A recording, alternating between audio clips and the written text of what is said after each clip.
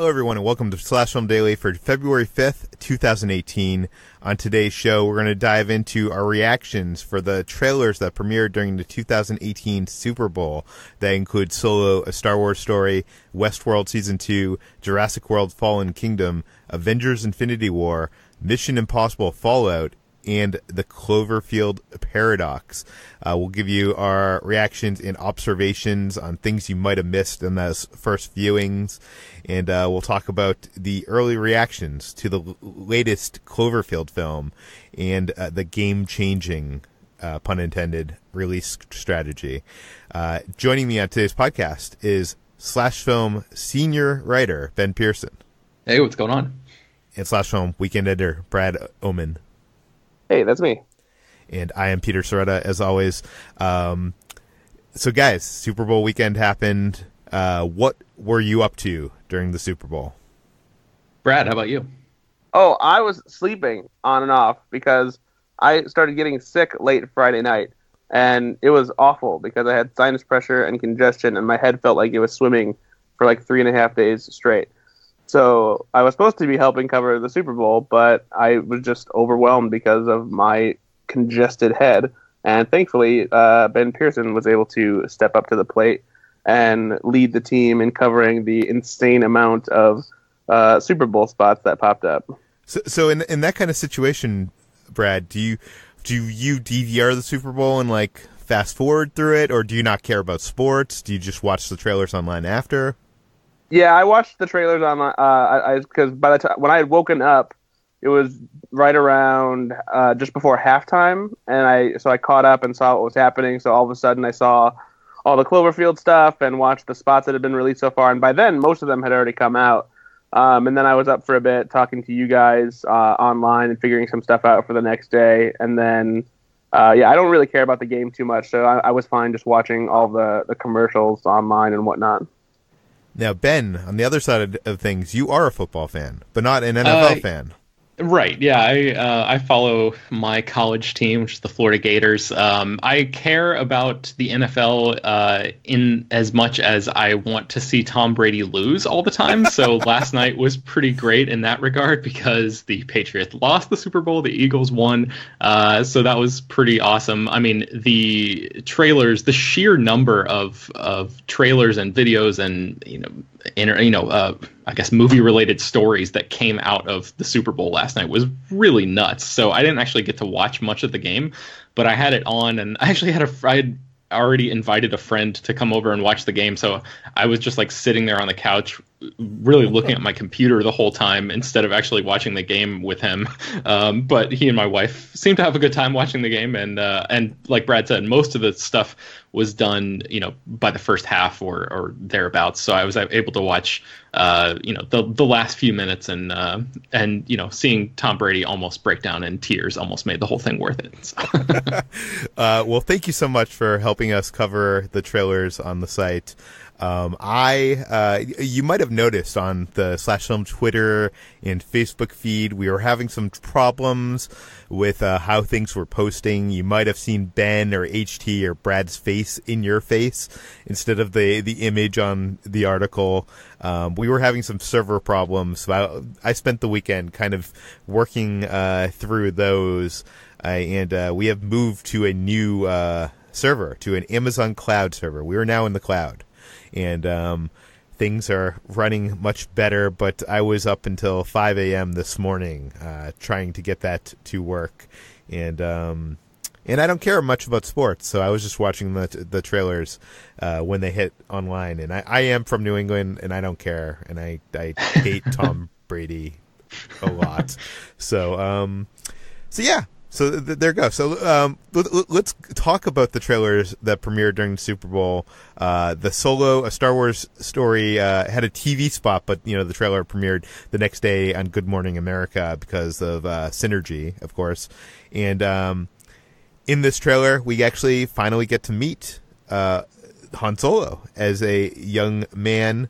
So I guess let's start with you, Brad. What is your reaction to this trailer? I like the aesthetic of it. It's a very pretty trailer. All the landscapes look stunning. The production design looks incredible, and I kind of like the vibe that it gives off. I'm not entirely sold on Alden Ehrenreich as Han Solo yet. There's really only one scene where I felt like, okay, yeah, that feels like Han Solo. And it's after they evade the TIE fighters, and he's like, I thought we were in trouble there for a minute, but we're fine. That felt like a good Han Solo moment, but otherwise, I'm not sure if he captures, that cocky charm that Harrison Ford had, and and it's a hard thing to nail. So I don't expect anybody to get it perfectly, but I think I need to see a little bit more. And it's a little bit worrisome that for a movie that is, about Han Solo, we don't really get much Han Solo in this movie. The focus is on the action and introducing the other characters and showing the Millennium Falcon flying around. But I like what I see is when it comes to the action. There's some cool stuff here. There's some interesting looking new characters. If anything, I think it's already clear that Donald Glover is probably going to steal this movie as Lando Calrissian. He looks like a total badass, and I feel like he's going to be fantastic in this movie. So I'm cautiously optimistic still. I hope that they can make this an interesting movie, even though Han Solo is the last character I think needs an origin story. But hoping for the best. When Ron Howard replaced Lord Miller on this project, there was a lot of disappointment from fans and a lot of I think criticism of Ron Howard as a journeyman, kind of like a generic journeyman director. And I think what surprised me most about this trailer is how much style and grit, and it didn't feel like another Ron Howard movie. Not to say I don't like Ron Howard movies, because I like Ron Howard movies. But yeah, I agree with you. Lando is going to steal the show. They may as well just greenlight Lando, a Star Wars story now with Donald Glover. He looks fantastic in the role. I agree that we don't get much of Han Solo, and I think that's for good reason. But I love that shot of seeing the interior of the Millennium Falcon all shiny and new, and for whatever reason I was not expecting that. I was just expecting it to look like a slightly newer version of the Millennium Falcon, but at the same time, I'm kind of interested to see if there's any real explanation as for the kind of shit that the Falcon's been through, because it looks pretty dirty when we see it in A New Hope. So this movie is supposed to take place somewhere between 5 and 10 years before then. So are Han and Chewie just really bad at keeping the Falcon clean, or because it's a pretty drastic change from being white to all of a sudden being dirty beige. Hey, I think they're getting themselves into a lot of jobs that require require that kind of hands-on. Doesn't matter if this gets dirty kind of approach, but. I don't know. I love the droids we're seeing. I love the aliens we're seeing. The world looks cool. The whole vibe of it. I was loving. Ben, what are your thoughts?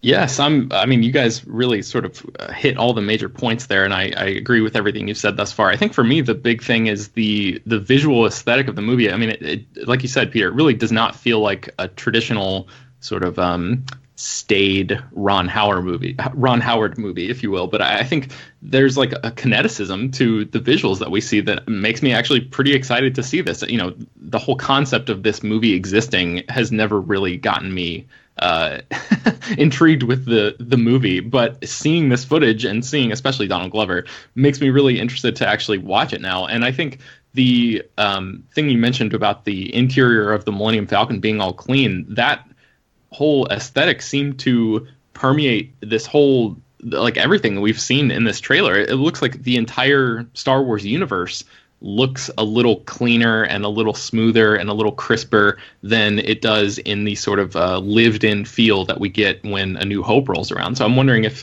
this, has any sort of indication of what happened, to the universe at large that dirtied it up a little bit in the years that take place in between. Yeah, I kind of wonder what this mission that he's going on with Woody Harrelson's character is, and I wonder if it's going to tie into the grander scale of what we know about the Star Wars universe. Brad, you did a trailer breakdown for the site, which is wonderful and filled with all sorts of details that I did not notice on my first viewing. So, I know we want people to go to the site and check that out and learn some of that stuff. But why don't you give us some tidbits? What is some of the more interesting things that you noticed going frame by frame that people watching this spot on TV probably did not? So one cool thing is that for those of you who have seen The Last Jedi, you know that the golden dice that have been hanging on the Millennium Falcon's quote-unquote rear-view mirror, if you will, since the first Star Wars movie had a little prominent feature in that movie. We won't say any more than that. And if you blinked, you might have missed them. They're hanging on the windshield of the speeder that Han Solo and Emilia Clarke's character, Kira, are driving around in as they're getting chased by an Imperial soldier on another speeder. So that was cool. It shows that Han has had those golden dice for a while. They're certainly a memento of his that he's been holding on to. And yeah, so that was a nice little detail. Something else is the apparent villain, or at least one of the apparent villains in this movie, which I don't want to say for sure that he's a bounty hunter, but it seems like it's a bounty hunter who's part of a group of bounty hunters. We see a few shots of him in both the Super Bowl spot and the trailer. If you look at the close-up of him, when you see the detail on his helmet, it has the Star Wars language Orabesh on it. And it's kind of difficult to make out what it says. Some fans have started to dig into it, and it appears that maybe some of the letters are Orabesh, but maybe this might be a different version of it, maybe a little bit more ancient or something like that. And it also appears that the image presented in the trailer might be flipped because some of the letters in Orabesh appeared to be backwards. So as far as I know, I don't think anyone has cracked what it says on his helmet or anything like that yet. But it kind of reminds me of the situation where when we saw the Funko Pop of Benicio del Toro's character DJ from The Last Jedi, everyone was trying to figure out what the Orabesh on his hat said, which revealed a little tiny detail about his character. Yeah. Which said "Don't join," which gives him his name, DJ. It does. And there's a lot more in here. You can learn the possible names of the new droid and alien and some of the characters. And there's a great shot of Donald Glover in the background of a scene in the Millennium Falcon cockpit where he looks shocked as hell, and it's hilarious. Yeah, he's going to steal this movie from every corner of that screen. With all the screen time that they give him. Okay, let's move on to Westworld Season 2. HBO premiered a trailer for that. There was a trailer at Comic-Con previously, but this kind of, I think that only had like a couple weeks of shooting at that point. So this gives us a much bigger, grander look at the second season. Ben, what did you think? Yeah, I liked it. It's not nearly as extensive as the Solo trailer, so we don't have to talk about it for that long. But yeah, there are a lot of really cool shots in here. I mean, the western vistas and stuff look just as gorgeous as ever. There's some cool imagery with Bernard sort of leading a team of security employees to the edge of a cliffside that overlooks a beach, and there's a bunch of corpses there. And if you saw the season 1 finale, you probably understand what that means based on what happened at the end there. I'm trying not to spoil too much for people who maybe haven't seen all of Westworld yet. There is a familiar character that looks like he's being tortured, and we know that he has a bunch of data that was implanted into him. So it seems like maybe this torture is an attempt to reclaim the information that was put into him at the end of the first season. And yeah, there are a few other notable things worth pointing out that we wrote up in a season 2 trailer breakdown that you can find on the site. One thing I did want to mention that you guys might not know is that the Hollywood Reporter says that some of the footage that we see in this TV spot will not actually appear in the new season because it was shot specifically for this TV spot.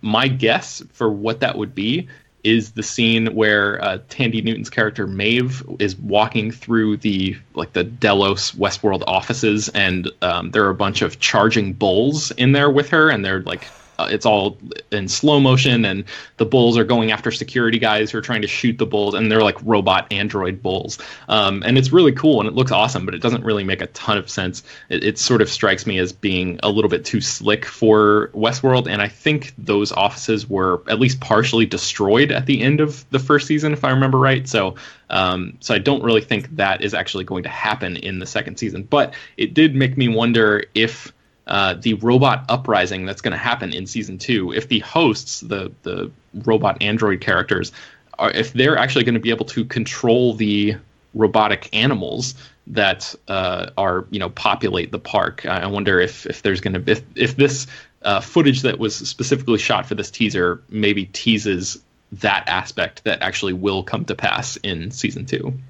That's interesting. That would be disappointing because I think the most striking imagery in the trailer is that Maeve leading the charge with the robotic. Are they bulls? Bulls? I think so. Yeah. Yeah. I don't know. When I read that Hollywood Reporter line, I assumed it was probably Evan Rachel Wood, kind of breaking the fourth wall and saying. At the end of the trailer. Oh, right. Yeah. She said thought something about reclaiming, their world or something like that. Yeah. I don't know. It looks cool. People who have seen the first season probably have a lot of questions about what isn't shown in this trailer and if they are going to show it in the second season. I know I have those questions. Brad, what are your thoughts on the Westworld season 2 trailer? Yeah, I did.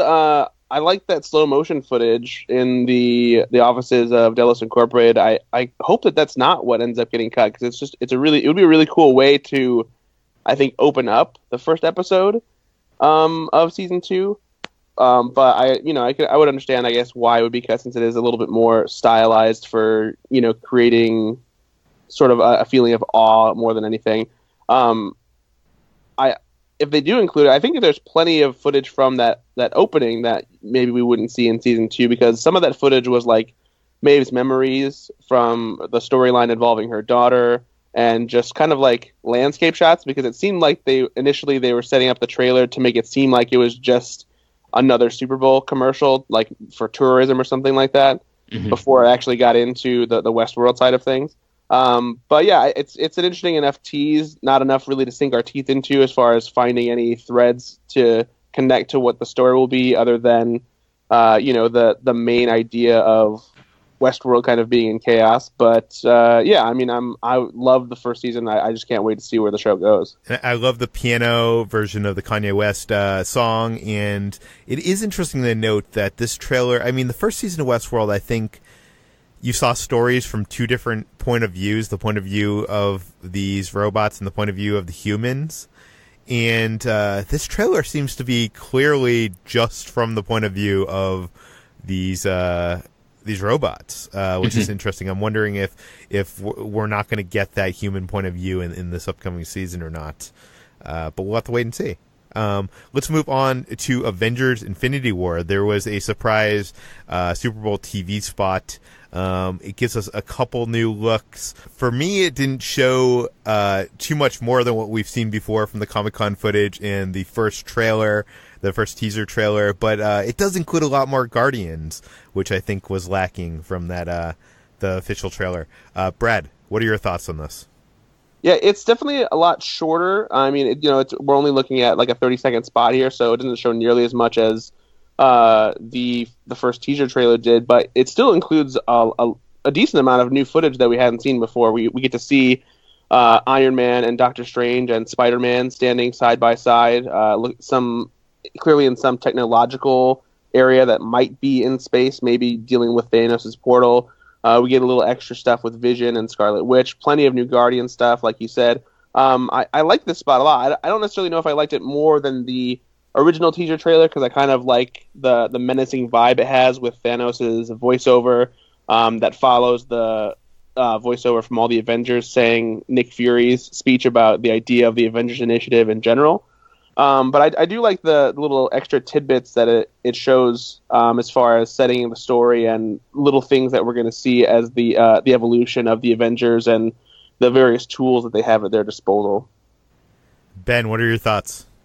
One thing I didn't notice in that first trailer was that Captain America, who is like all full of swagger in this TV spot, which is pretty awesome. He had what appeared to be like gauntlets on both of his arms, and we see in this Super Bowl spot that it's actually like a Wakandan shield made out of from Wakandan technology, and it there's like a really cool shot that sort of highlights that and puts that front and center in this trailer. So there's a really cool shot of Cap and Black Widow and Vision, who appears to be injured, by the way, walking through a hallway, and then the whole thing with Spider-Man being like launched into space, on top of stuck onto the side of what appears to be Thanos' portal, is very compelling. I mean, I love Tom Holland's Spider-Man, and we know that some characters are probably not going to make it out of Infinity War alive. It seems like Tom Holland's Spider-Man is probably going to be one of those characters that does survive, because that would be pretty insane if they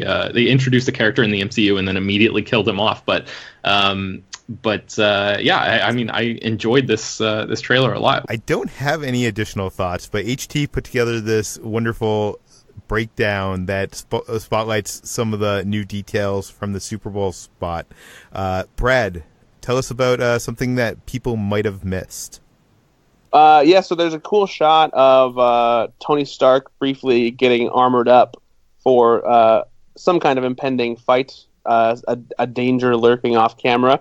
And you'll notice that it's not necessarily pieces of armor that are flying towards him and covering him up, but rather it looks like he's finally built a nanotech armor that is coming out of his sunglasses and pouring over his body, which is his famous Prime armor. It's the most sophisticated suit that he's built yet, which he's definitely going to need because Thanos is going to kick his ass. For sure. Let's move on to our next to last trailer, and that is for Mission Impossible Fallout. The title was revealed last week. This is the latest in the Tom Cruise starring Mission Impossible series. I am a fan of that series. I love J.J. Abrams' film. I love Brad Bird's film. Chris McQuarrie's film was good. It didn't feel as much like a Mission Impossible film as the others to me. And this film feels more in line with a Chris McQuarrie film. It feels more kind of grounded, action-packed, like glamour shots of them, like, in a boat going underneath the tunnels. Like it. I think I go to these Mission Impossible films because I want to see Tom Cruise on, the side of the world's largest building. And to me, like, I was a little disappointed by this. As much as I'm still excited to see this film, but I'm sure you guys are much more excited about this trailer than I am. So, Ben, what are your thoughts? Peter, I don't know what the hell you're talking about, man. This was one of the best trailers of the night, as far as I'm concerned. I loved it. The action looks so good.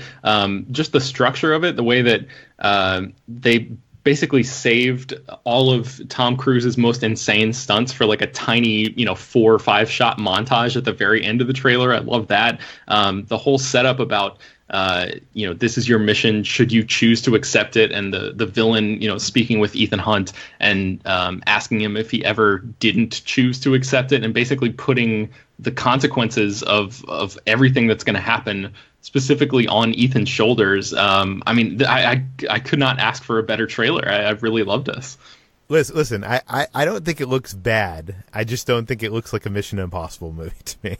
But man. But I don't know why you think this doesn't look like a Mission Impossible movie. There are so many awesome Tom Cruise stunts in here, and the Mission Impossible movies have always had glamour shots. But it seems kind of more like hand-to-hand combat, and it seems more. I want tense. I want tension. I want these big bombastic. I know we get that like brief montage. I wanted to see more of that, I guess. And I guess I know this is the first teaser, so maybe it's just teasing me. Yeah, I think it's going to have everything you want it to and more. It looks great. I don't think there's anything that makes it look like it's not a Mission Impossible movie whatsoever, and I love the new cast members. I love the fact that they brought back Rebecca Ferguson, and I like the idea that they're making that Ethan isn't just this hero going from movie to movie. Like, now he's starting to have to answer for the things that he's done and take into consideration of, whether the missions he completes actually have, the positive impact that he wants them to. Like, is what he does necessary? Oh, yeah, it's becoming more serialized. I do appreciate that. We do have a whole trailer breakdown on the site, which you can read. One shot I want to highlight is the shot of Tom Cruise jumping from building to building. And I know we saw this last week. We posted on the site. He was on the Graham Norton show with some of the cast, his supporting cast, and they played that clip in 3 different angles and in slow motion. And that is actually the shot, as far as I know, that Tom Cruise actually broke his ankle. And on Graham Norton, you actually see it in slow motion as his ankle goes in a direction that should not be possible. And it's interesting that they're highlighting that shot in the marketing campaign for the film. That's probably like a badge of honor for Tom Cruise. Like, he's like, I broke my ankle. You guys damn well better put this in the trailer. Yeah, no, and I'm not sure if either of you have seen that Graham Norton clip, but you should go check it out. I think we posted it on the site. And at the end of the clip, it shows he breaks his ankle, and if you've ever broken a bone, you know how painful that can be. And at the shot was that he lands in that building. He doesn't quite get there. He was always supposed to miss, and he's hanging on, and then he pulls himself up and makes a run after Henry's character. And I guess when he was filming and he broke his ankle, he still went. He did, he could have just been like, guys, cut. I broke my ankle, but he still gets up on his feet, limping, running after Henry. And, he said on the Graham Norton show that, he just didn't want to do the take again, and he knew it was over. Wow. So, he is the man. And next up is Jurassic World Fallen Kingdom. We had already gotten a teaser trailer to this, and this Super Bowl spot, really got me pumped. But before you get to my reaction, I want to hear what you think, Ben. I also am very excited about this. After being pretty lukewarm on the first trailer, which was mostly, took place on the island, this one is way more into the how scary this movie is going to be, which is something that we sort of expected when J.A. Bayona of The Orphanage fame came on to direct. And the trailer really sets the tone from the very beginning. There's a scene where a dinosaur comes into this little girl's room and basically terrorizes her. It's unclear whether that's actually a dream sequence or whether that's something that is actually going to happen within the reality of this movie. But either way, it's very moody and stylistic and not the sort of bland action that some people have criticized Jurassic World for being. And I think there's a lot of cool stuff in here that we've seen before, from the early trailer that, with the gyroscope escape and all that, we see a couple different angles there. But then most of this stuff is new. It's it takes place in this big mansion that I think we've seen in some of the early photos. And one of the young girl characters, who I think is played by Mackenzie Foy, I might be wrong about that, is in this huge mansion. There's dinosaurs roaming around in there, so it seems like this is going to be a Lost World scenario where the dinosaurs leave the island and return to the mainland in some capacity. So just the scariness, that factor really increased this in my estimation. Yeah, in the first trailer, Colin Trevorrow said that was from all footage from the first half of the movie. I assume that the stuff in the house, the more scary bits, are from the second half of the movie, which it seems like it's going to get. I know we've speculated about this on past podcasts, but it seems like the first half of this movie is a disaster film, and the second half of this movie is going to be kind of like this smaller, tense horror thriller, which I think is just insanely cool. There's just so many awesome shots in this trailer. There's that shot that opens the film, or opens the spot, which you mentioned. There's a shot of Chris Pratt in a container with the T-Rex. And the T-Rex is, I'm not sure if he's tranked or what, but, he's looks a little groggy. I don't know. There's the shots we've seen before with the gyrosphere escape. I don't know. It looks insane. I was a fan of the first film. I know a lot of film Twitter and film geeks love to hate on it, but this looks like a lot of fun, and it looks like what I want from to see this series evolve. This is where I want to see this kind of head. But it also makes me wonder, like, what do they have planned for the third in the series? If you're going to like this mansion with dinosaurs, do you know what I mean? Like, yeah. like how do you go further? That seems like you're getting so small that there isn't another chapter. Brad, what are your thoughts on this trailer? Yeah, I definitely like this Super Bowl spot more than the first trailer. The first trailer felt kind of cheesy, and the action was whatever. But I like a lot of the stuff that I see in this. It's cool to see what appears to be the new dinosaur, the Indoraptor, in action. It seems like they might have finally gotten a new dinosaur that might compare as far as terror is concerned to the T-Rex from the first movie. I don't think anything will ever beat the shock and awe that we all felt when we were in theaters seeing the T-Rex for the first time. But it looks the speed with which he moves and the ferocity that the dinosaur seems to have. Looks like it could be something to be reckoned with in this movie. But yeah, there's just a lot of cool shots in this trailer. I'm still not sold on the haunting variation on the Jurassic Park theme. Seems really kind of forced to me, and like a weird way to repurpose what was such a grand piece of orchestral music from John Williams' original score. But maybe that's just me. And one last thing I wanted to mention, I kind of love that in the beginning of the trailer they still have a sense of wonder. That's one of the things I missed, I think, from Steven Spielberg's Jurassic sequels or sequel. Is like, when they first arrived to the island in that first film, it was just such like seeing those dinosaurs in, seeing those characters see the dinosaurs, it was just like a wonderful moment, and I'm glad it seems like they have a moment like that in here. And I think with screenwriting and storytelling, you often want to get fast forward to the drama, but I think sometimes films miss out on like those kind of moments. Like, I want to see Superman saving the day and have a montage of Superman doing cool things. Do you know what I mean? Like I know that doesn't forward the plot of the movie much, but that's something I think that's missing from a lot of films these days. And I'm glad they took a moment to have a moment of wonder here. But yes, so you can go and HT has a breakdown of the trailer and points out some stuff that you might have not noticed. Ben, what is your favorite thing from HT's piece?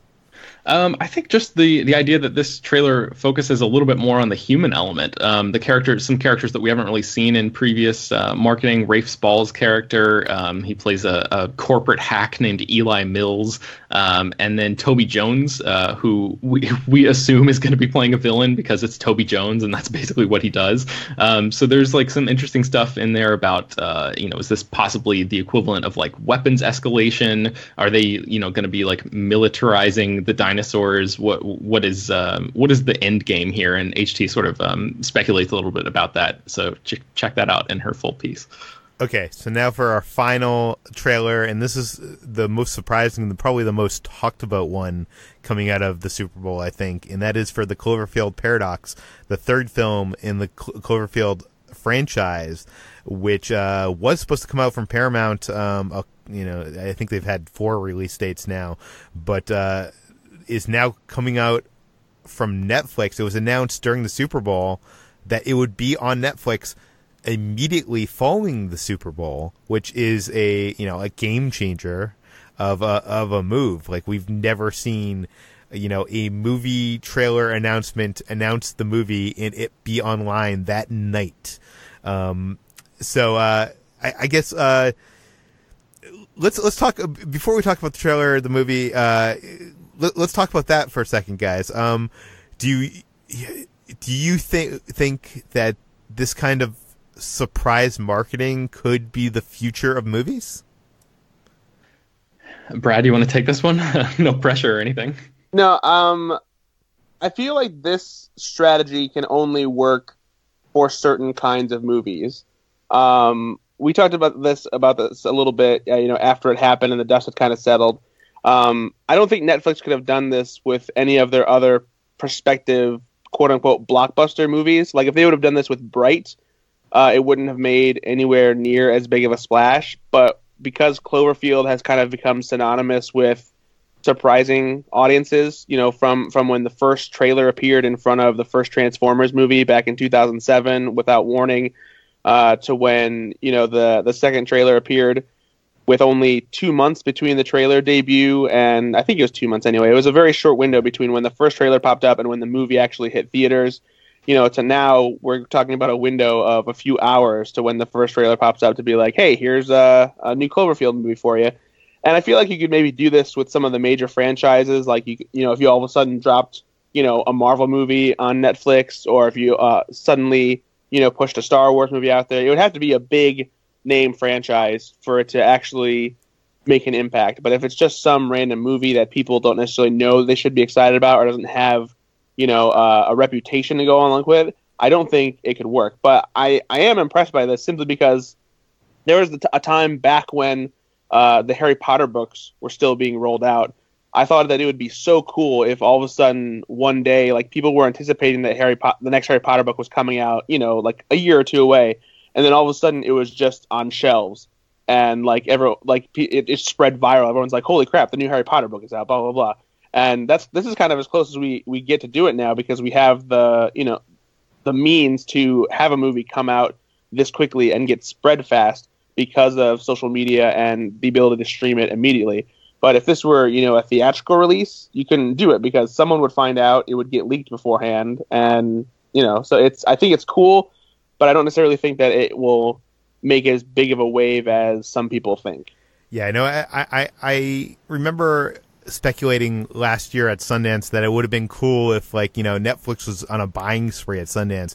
It would have been cool if they bought a film at Sundance, in the buzz of, that film having such high buzz online, been like, we're putting it online tonight. Like, that would have been cool. But I've since talked to some producers, and I guess that's not really a possibility, because there's so many legal loose ends and stuff. But I'm going to say, to answer my own question, I don't think we're going to see much of this in the future. This isn't the future of movies, because movies, especially when you spend a higher budget on things and you want a higher return, it's been kind of proven that when studios spend money on TV advertising, the more they spend on TV in display advertising, the higher the box office return is. So if you're just going to spend on one night and one night only, the people will not know that it's coming out. Do you know what I mean? Like it can spread virally. I don't think viral can do as well as the awareness of a big budget marketing campaign. And we do have to look at why they did this in the first place. This film was supposed to come out theatrically. Everybody got excited when this trailer premiered during the Super Bowl, but the fact of the matter is this was, from every place we've heard, it was a troubled production. Producer J.J. Abrams had to come in and, be hands-on in the reshoots and the editing of this movie. And, there's a reason why Paramount dumped this movie to Netflix. This isn't some grand plan that they had, I don't think. This is because, they didn't want to invest in this theatrically. So it was dumped in Netflix's lap, but brilliantly. I'm sure this whole idea of, running an advertisement and putting it online the same night might have been from Bad Robot. That sounds like something, in the line with the first trailer that they did for the first Cloverfield movie. But okay. Anyways, we probably, because shouldn't even have what we thought of this trailer because the movie's out, right? Right. And the first reviews are online. So Ben, I was going to ask you, there's an early buzz article on the site.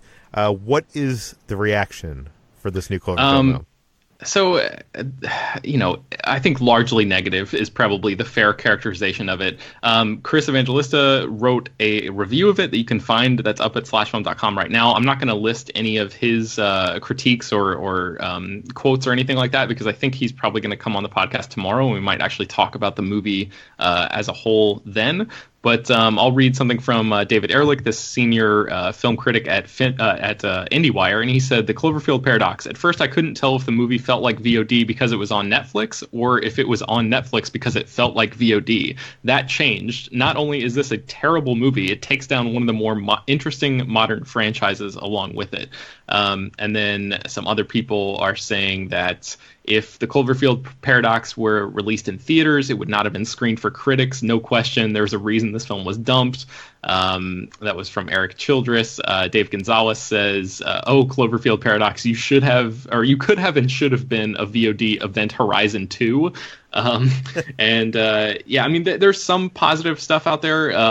People say, Devendra Hardawar, one of the co-hosts of the Slash Filmcast, says that Cloverfield Paradox definitely could have used a ton of script polishing and editing, but it's still compelling B-grade sci-fi for me. It likely would have died in theaters, and it certainly helps that Netflix, that there aren't any early reviews. So I think what you're saying from a business perspective is dead on, Peter. It really is like a total best of both worlds scenario for both Paramount, who doesn't want to deal with what appears to be a lackluster movie, going through the entire song and dance and spending all of that money on marketing and all of that stuff, and then actually putting this out and having it potentially receive these kinds of reviews. But then Netflix also gets the windfall of the initial excitement of being, everybody being able to watch this movie on the same playing field. Last night, it felt like one of the rare times that there was like a true cultural event in American pop culture, where like everybody is on exactly a level playing field, that nobody had seen it early, nobody knew it was coming,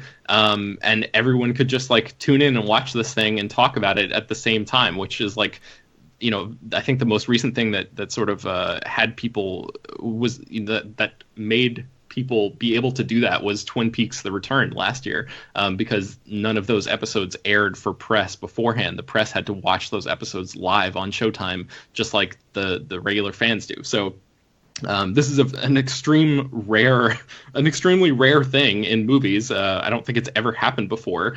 But and it seems like, even if the movie is not great, it seems like it was a really smart business decision for them to do it this way. Yeah, I can't imagine how many subscribers Netflix got last night.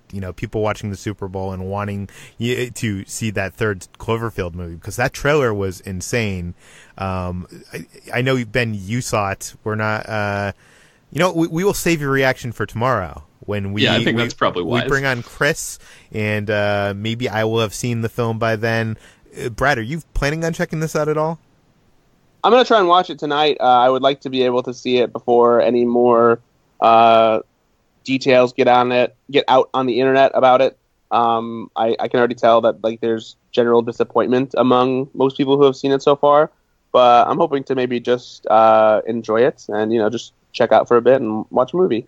I do want to promote really quickly, Peter. I worked pretty hard on this article called "How the Cloverfield Paradox Connects with the Other Cloverfield Movies," and I tracked down pretty much every connection you can imagine between all of these films and compiled them all into one article. So if you've seen the movie, or if you're interested in how all these Cloverfield films relate to each other, definitely check that out. Yeah, we could talk more in depth about that in spoiler territory tomorrow. We will get everybody on the site that has seen this movie, and we'll have a discussion about the Cloverfield Paradox. But I know this supersized episode of Slash Film Daily has already gone over the running time, so I'm going to leave you guys here. You can obviously subscribe to Slash Film Daily on iTunes, Google Play, Overcast, all the popular podcast apps. Please send us an email at peter@slashfilm.com, and please go rate and review us on iTunes. Spread the word, tell your friends. We'll see you tomorrow.